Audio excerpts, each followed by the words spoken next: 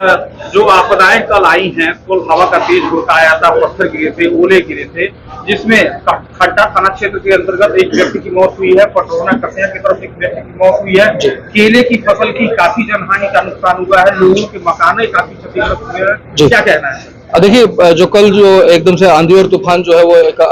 अचानक से आया था और उसकी बाद में जो है पूरी रेवेन्यू की टीम को इस बात के लिए कहा गया है कि जो भी जनहानि, पशु हानि या फिर कोई भी नुकसान अगर हुआ है, फसल का नुकसान हुआ है, केले की खेती के कुछ नुकसान भी सामने संज्ञान में आए हैं, तो हम लोगों ने सारे हमारे जो नीचे के लेखपाल और बाकी रेवेन्यू की टीम है, सब लोगों को कहा है कि फील्ड की रिपोर्ट्स जो है वो जल्दी इसमें कंपाइल करके और जो लॉस हुए हैं उसका आकलन करके एक रिपोर्ट जो हमको भेजें और जो शासकीय व्यवस्था है उसके तहत जो भी लाभ उन लोगों को दिया जाएगा उसके लिए हम लोग काम करेंगे। सर, आप जनपद में पहली बार कप्तानगंज तहसील में आए हैं, फरियादियों की काफी लंबी संख्या है, इससे स्पष्ट हो चुका है कि आपसे काफी लोगों की उम्मीदें थी, इस पर क्या कहें? देखिए, मुझे लगता है कि सभी जो लोग आते हैं वो एक उम्मीद से आते हैं और सब लोग ये उम्मीद करते हैं कि उनकी बात का संज्ञान लेके हम लोग गुणवत्तापूर्वक उनका काम करें। इसके लिए हम लोग पूरे तत्पर हैं, लगे हुए हैं और आपने देखा भी होगा कि लगातार हम लोग निर्णय ले रहे हैं और समय समय पे अभी हम लोगों ने नया प्रयास भी हम लोग करने जा रहे हैं कि हर गांव में जो है भूमि विवाद रजिस्टर बनाया जाएगा, जिससे कि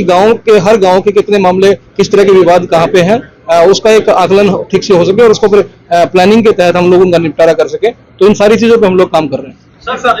तहसील में समस्याएं किस तरह की आ रही है जनपद में, जैसे लेकर के रूटीन तहसील आपने किया? देखिए, अब किसी भी तहसील दिवस में आप देखेंगे जनरली जो संख्या रहती है वो 200 से 250 के आसपास कम से कम रहती है।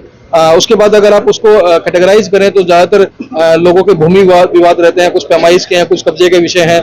किसी के कुछ खतौनी में कुछ त्रुटियां हैं उनको ठीक कराने के लिए आते हैं, कुछ मामले न्यायालय के भी हैं जो इसमें नॉर्मली आ जाते हैं, लेकिन वो चूंकि न्यायालय से ही उनका निपटारा होना है तो उनको भी हम लोग थोड़ा गाइड करते हैं।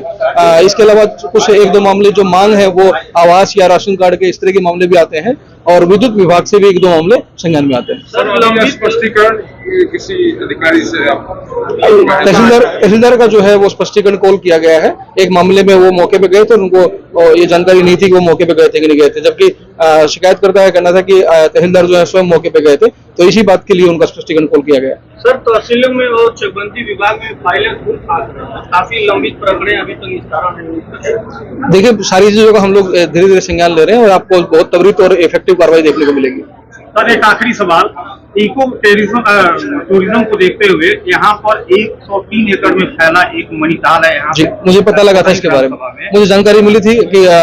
मणिताल के नाम से यहाँ पे उसको मनियाताल भी लोग बोलते हैं कहीं, तो वो संज्ञान में आया है, उसको कैसे हम लोग डेवलप कर सकते हैं इसके ऊपर हम लोग विचार कर रहे हैं। धन्यवाद।